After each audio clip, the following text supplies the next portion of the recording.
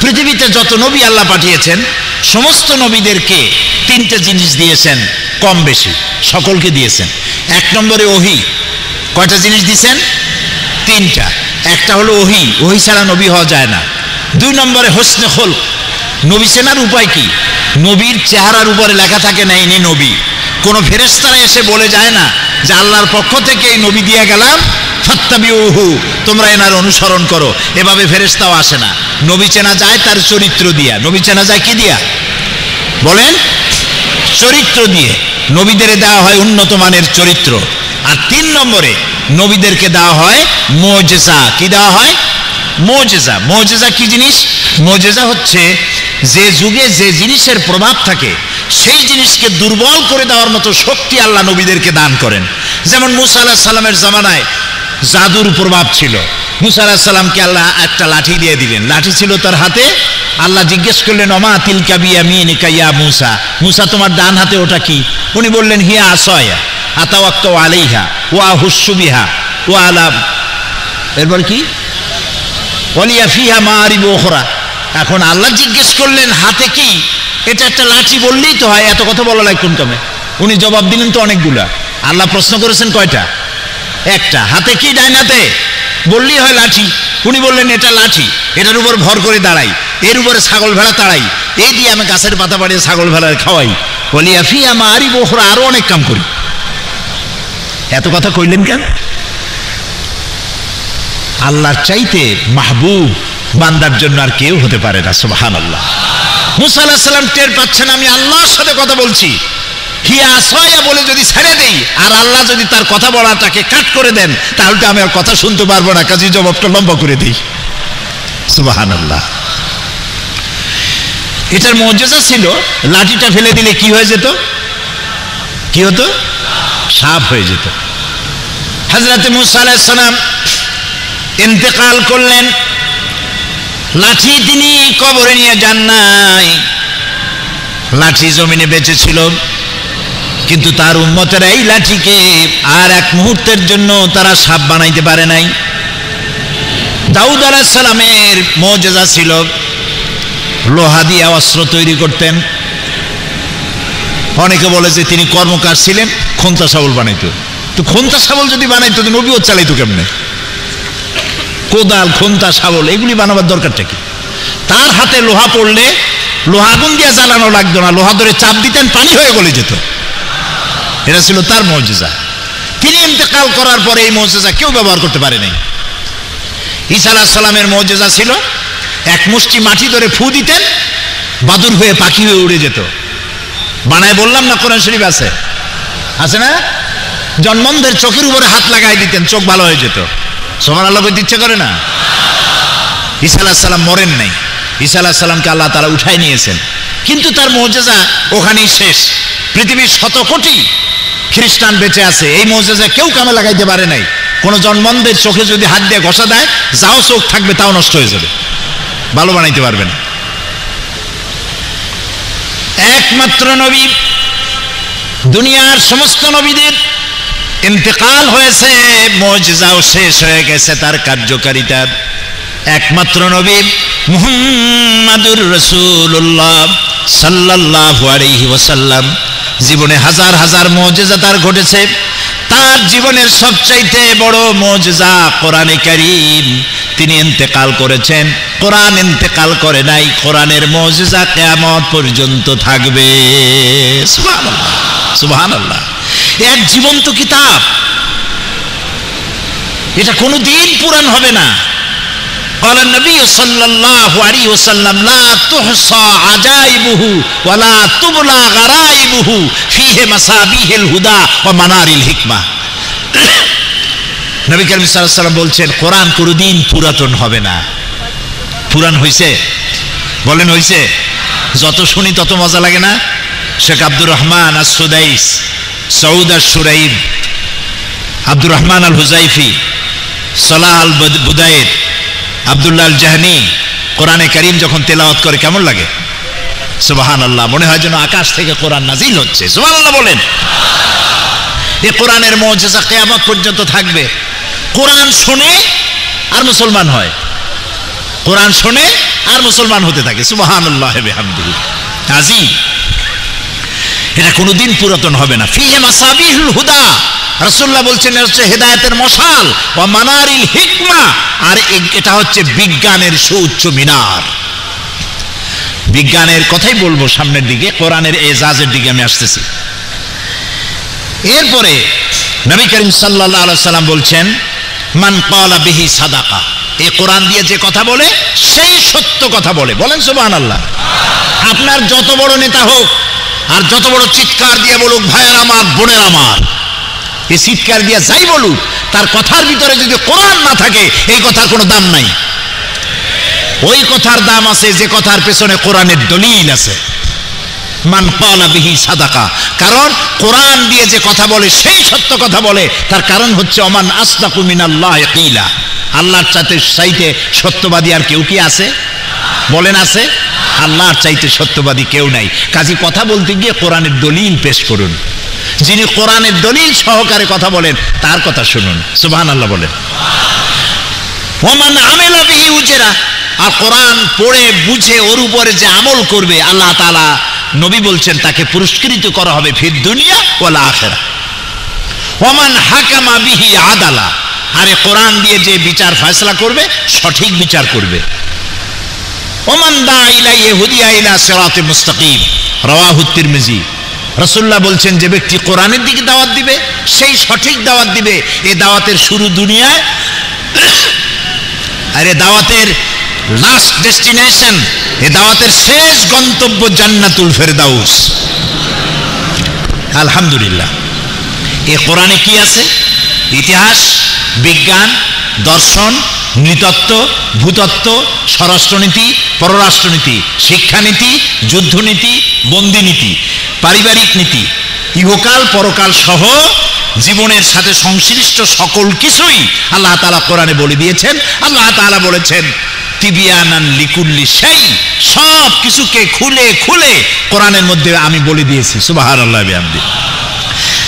আরেকটা কথা বলিনি, মূল এজেন্ডায় যাওয়ার আগে, মূল সাবজেক্টে যাওয়ার আগে আরেকটা কথা বলিনি। কোরআনে বিজ্ঞান আছে বলে এটা বিজ্ঞানের কিতাব নয়।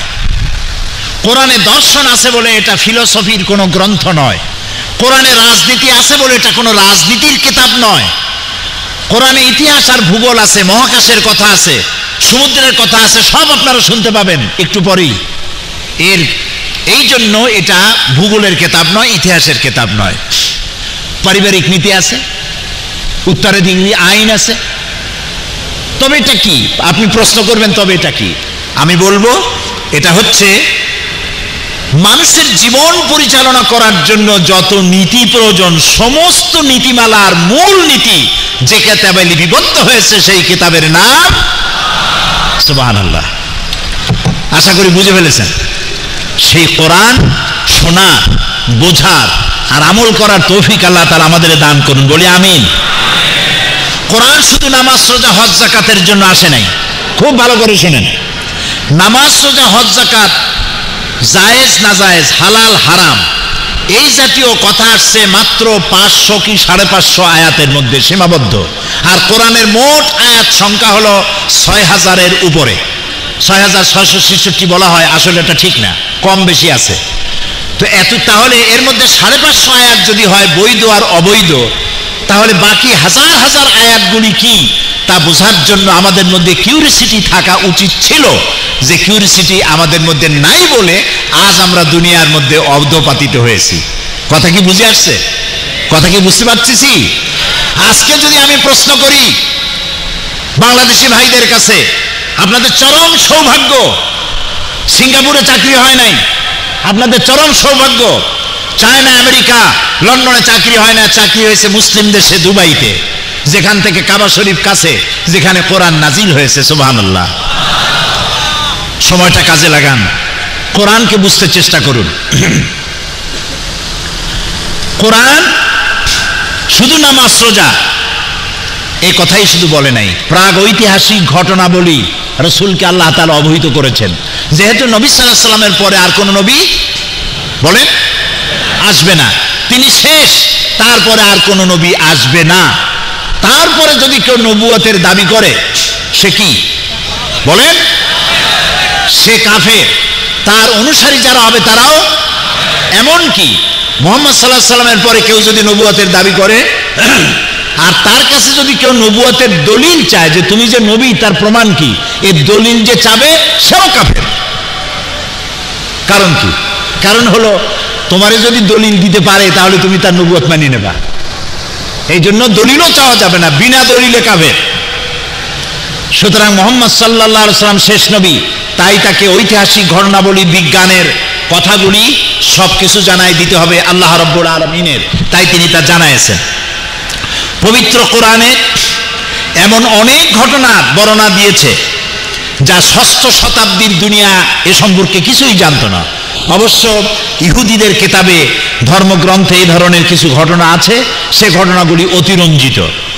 সূরা ইউসুফে ইউসুফ আলাইহিস সালামের ঘটনা বর্ণনা করে সূরা ইউসুফের 102 নম্বর আয়াতে আল্লাহ তাআলা বলছেন, যালিকা মিন আম্বাইল গায়বি নুহিহি ইলাইকা ওয়া মা কুনতা লাদাইহিম ইয আজমাউ আমরাহুম ওয়া হুম ইয়ামকুরুন। এটা হলো সেই অজ্ঞাত ঘটনা যা ওহীর মাধ্যমে আমি আপনাকে জানাইছি, অথচ ইউসুফ আলাইহিস সালামের ভাইয়েরা যখন তাকে কুয়ার মধ্যে ফেলে দিতেছিল, যখন ষড়যন্ত্র করেছিল, আপনি তার কাছে ছিলেন না, আপনি তো জানতেন না, আমি ওহীর মাধ্যমে সে ঘটনা আপনাকে জানাইছি। মূসা আলাইহিস সালামের ঘটনা বলে আল্লাহ তাআলা বলছেন সূরা কাসাসের 44 নম্বর আয়াতে, ওয়ামা কুনতা বিজানিবিল গারবি ইয কাদাইনা ইলা মূসাল আমরা ওয়ামা কুনতা মিনাশ শাহিদিন।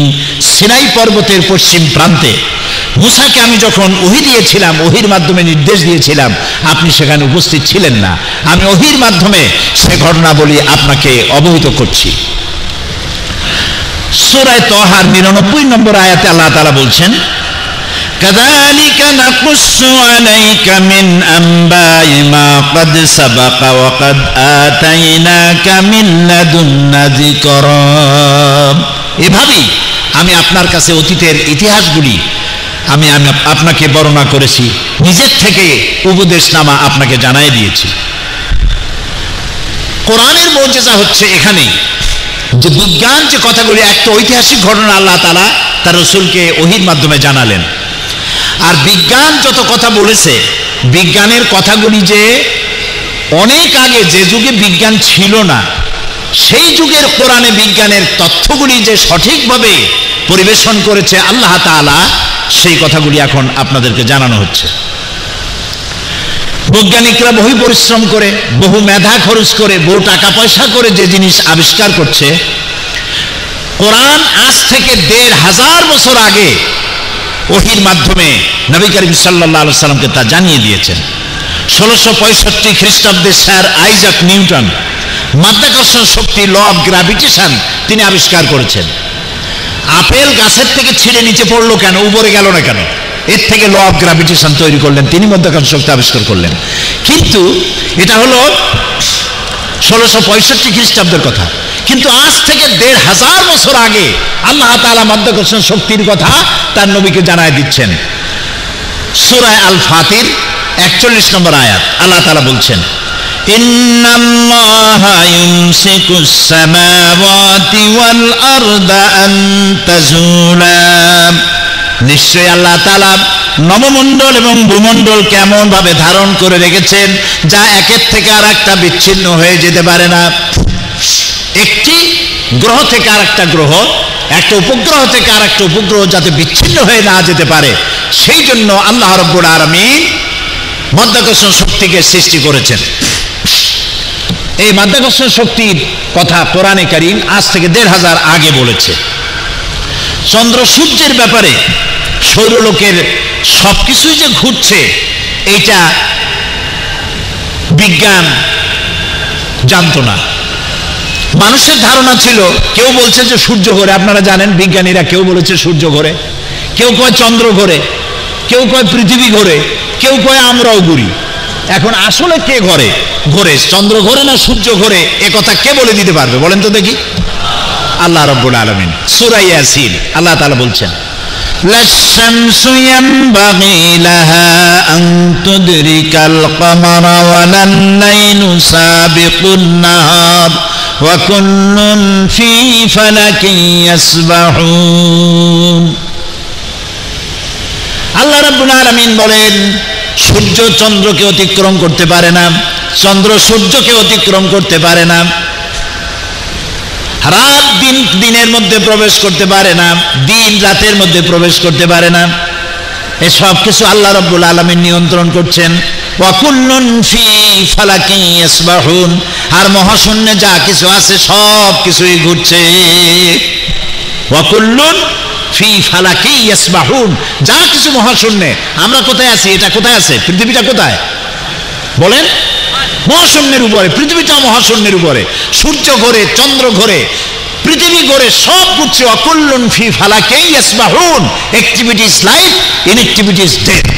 যতদিন পর্যন্ত এই ঘূর্ণায়মান চক্রের আবর্তন চলতে থাকবে ততদিন পৃথিবী থাকবে। আর যখন এই অ্যাক্টিভিটিস বন্ধ হয়ে যাবে তখন প্রচণ্ড এক আঘাতে লণ্ডভণ্ড হয়ে গিয়ে পৃথিবীতে কিয়ামত অনুষ্ঠিত হয়ে যাবে।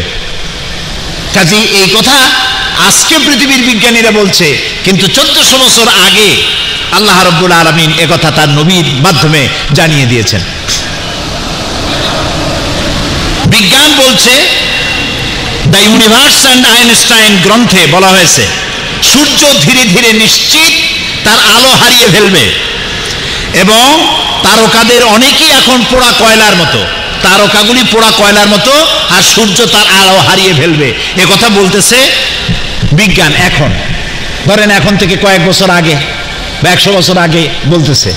যেই যুগে বিজ্ঞানের কিছু নাই সেই যুগে আল্লাহ তাআলা তার নবীর কাছে কোরআন পাঠায় দিয়া সূর্যে যে আলো থাকবে না এই কথা 1500 বছর আগে রাসূলুল্লাহকে জানায় দেওয়া হয়েছে। সুবহানাল্লাহ বলেন। আল্লাহ তাআলা বলেন সূরা কিয়ামার 6 থেকে 9 নম্বর আয়াতে আল্লাহ তাআলা বলছেন, ইয়াসআলু আইয়ানা ইয়াউমুল কিয়ামা فإذا برق البصر وخسف القمر وجمع الشمس والقمر। এরা রাসূলের কাছে জিজ্ঞেস করে যে কিয়ামত কবে হবে? আপনি বলে দিন, কিয়ামত হবে যেদিন দৃষ্টিশক্তি ঝলসে যাবে মানুষের, চন্দ্র এবং সূর্য তার আলো হারিয়ে ফেলবে। সুবহানাল্লাহ। বিজ্ঞান বলছে আজ, আর 1500 বছর আগে নবী করিম সাল্লাল্লাহু আলাইহি সাল্লামের মুখে আল্লাহ তাআলা জানায় দিচ্ছেন যে চন্দ্র এবং সূর্যের আলো থাকবে না, আলো হারিয়ে ফেলবে। সূরা আত-তাকবীরের 1 থেকে 3 নম্বর আয়াতে আল্লাহ বলছেন, ইযাশ শামসু কুওয়িরাত ওয়া ইযান নুজুম কাদারাত ওয়া ইযাল জিবালু সুজ্জিরাত। যেদিন সূর্যে কোনো আলো থাকবে না, নক্ষত্রগুলি স্থানচ্যুত হবে আর পাহাড়গুলো সরে যাবে, পাহাড়গুলো তার জায়গায় থাকবে না। চন্দ্র আলো হারিয়ে ফেলবে, সূর্যে আলো থাকবে না, তারকাগুলি বিক্ষিপ্ত হয়ে যাবে। 1500 বছর আগে আল্লাহ তাআলা এই কথাগুলি জানিয়ে দিয়েছেন। বিজ্ঞানীদের মতে প্রকৃতির সমস্ত প্রক্রিয়া একদিন স্তব্ধ হয়ে যাবে, কিছু থাকবে না। বিজ্ঞানীরা বলছে এই প্রকৃতি একদিন স্তব্ধ হয়ে যাবে, কিছুই থাকবে না। এই কথা বিজ্ঞান অনুভব করছে আজ, কিন্তু 1500 বছর আগে সূরা আর-রহমানে আল্লাহ তাআলা বলছেন, কুল্লু মান আলাইহা ফানিন ওয়া ইয়াবকা ওয়াজহু রাব্বিকা যুল জালালি ওয়াল ইকরাম। বিশ্বে যা কিছু আছে সবই ধ্বংসশীল, কিচ্ছু থাকবে না, একমাত্র থাকবেন প্রতিপালক, অবশ্যই থাকবেন যিনি মহিয়ান গরিয়ান, আল্লাহ ছাড়া কিছুই থাকবে না, সব ধ্বংস হয়ে যাবে। প্রিয় ভাই সব, এ ধরনের বহু কিছু বিজ্ঞান পরে বলেছে, কোরআন বলেছে সবকিছু আগে। সেজন্য আমি বলি, কোরআন বিজ্ঞান যত বেশি আবিষ্কার করবে কোরআন বোঝা তত সহজ হবে। সুবহানাল্লাহ বলে। দেখুন, উদ্ভিদ বিজ্ঞান, বর্তমান বিজ্ঞানীরা উদ্ভিদ সম্পর্কে গবেষণা চালিয়ে এই সিদ্ধান্তে উপনীত হয়েছে যে প্রকৃতির মধ্যে মানুষ সহ সকল প্রাণীকুলের জন্য উদ্ভিদ অর্থাৎ গাছপালা হলো মানুষের সবথেকে সেরা বন্ধু।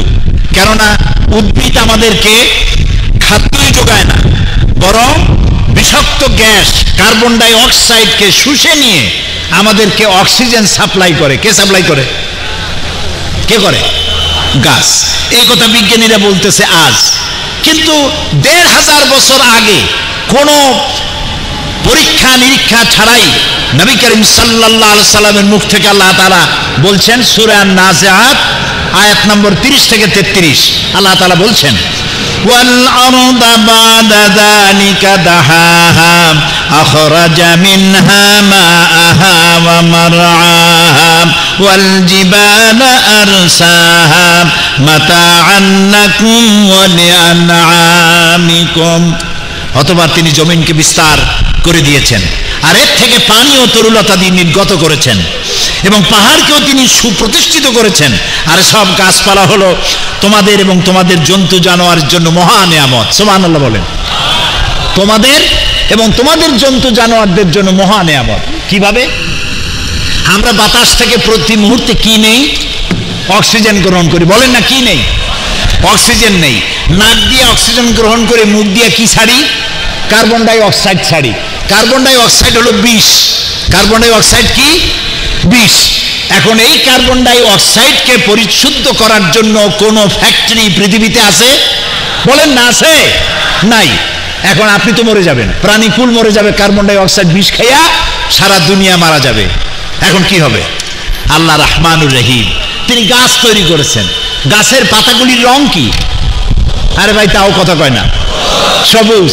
ঘাসের রং কি? সবুজ। সূর্যের তাপ আর গাছের এই রং, সবুজ রং, এই দুটিতে এক প্রকারের রন্ধন প্রক্রিয়া হয়। এই রন্ধন প্রক্রিয়ার মাধ্যমে গোটা পৃথিবীর সৃষ্টি জগৎ যত শ্বাস আর প্রশ্বাস করে যত কার্বন ডাই অক্সাইড ছেড়ে দেয়, গাছ সেটা খাদ্য হিসেবে গ্রহণ করে নিজের মধ্যে অবজার্ভ করে আবার এটাকে অক্সিজেন করে প্রাণী জগতের জন্য ছেড়ে দেয়। সুবহানাল্লাহ, সুবহানাল্লাহ, সুবহানাল্লাহ। বলেন আল্লাহু আকবার। এই হচ্ছে আমার আল্লাহ। কোরআন মহাবিজ্ঞান নয়, বিজ্ঞান অনেক পেছনে, কোরআন অনেক এগিয়ে। বিজ্ঞানের আবিষ্কার যত বাড়বে, বিজ্ঞানীরা ভিক্ষুকের মতো কিয়ামত পর্যন্ত কোরআনের কাছে দুই হাত পেতে দাঁড়িয়ে থাকবে। সুবহানাল্লাহ। এবার দেখুন পানি। কি দেখবেন? বলেন। পানি এবং তার পানি সৃজন এবং তার বন্টন ব্যবস্থা। জীবনের জন্য কি দরকার? পানির এক নাম কি? জীবন। এই পানি যদি দুবাই শহরে 10 ফিট উঁচু হয়ে আসে, তাহলে পানির নাম হবে কি? মরণ। জীবন আর মরণ পাশাপাশি। তবে এখানে পানি ওঠার সম্ভাবনা কোন? আমাদের দেশে ওঠার সম্ভাবনা। বাংলাদেশের জন্য দোয়া হবে এই মাহফিলের পরে। দোয়া করবেন না? মহব্বত হয় বাংলাদেশের জন্য? ভালোবাসা লাগে? আহারে, আহারে দেশ।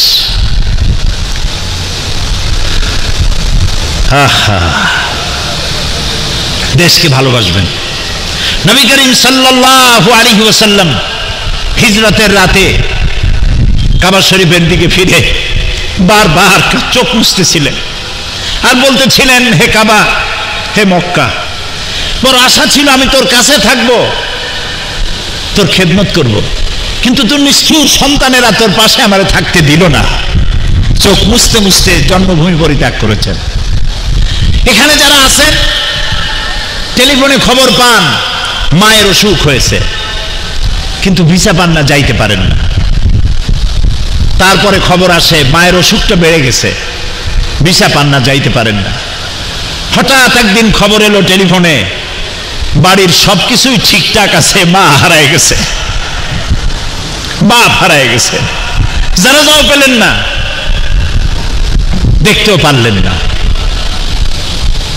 সেই বাংলাদেশ যেখানে 15 কোটি মুসলমান বাস করে, সেই বাংলাদেশ যেখানে 3 লক্ষ মসজিদ থেকে এশার আজান শুনে মানুষেরা ঘুমাতে যায়, ফজরের আজান শুনে ঘুম ভাঙে আর নামাজ পড়তে যায়, লক্ষ লক্ষ মাদ্রাসা মসজিদ বুকে ধারণ করে ধন্য আমার 56,000 বর্গ মাইলের দেশ বাংলাদেশ। আলহামদুলিল্লাহ বলেন। সেই বাংলাদেশের জন্য দোয়া হবে। সেই দোয়া না করে কেউ বাসায় ফিরে যেতে পারেন? আল্লাহ তৌফিক দিক, বলি আমিন। চলেন আবার পানির কাছে। জীবনের জন্য পানি, পানি ছাড়া পৃথিবী বাঁচবে না। এই পানিকে আল্লাহ প্রিজার্ভ করার জন্য সমুদ্র বানিয়েছেন, আটলান্টিক মহাসাগর, প্রশান্ত মহাসাগর, ভারত মহাসাগর, কত সাগর আর উপসাগর আর মহাসাগর। এই সাগরের আছে পানি। একটা মহাদেশ আছে যেটায় কোনো মানুষ বাস করে না, শুধু আছে শ্বেত ভল্লুক আর পেঙ্গুইন, আর কিচ্ছু নাই। আর আছে শুধু পানির পাহাড়, বরফের পাহাড়। জানেন সেই মহাদেশের নাম কি? অ্যান্টার্কটিকা। এই টেলিভিশনের মধ্যে হাবিজাবি ইন্ডিয়ার ছবি, ফিল্ম, নাচানাচি, মুসরা মুসরি, এইসব হাবিজাবি না দেখা ন্যাশনাল জিওগ্রাফি দেখেন, এনিম্যাল প্ল্যানেট দেখেন, ডিসকভারি দেখেন, বহুত কিছু দেখার আছে, শেখার আছে, বোঝার আছে।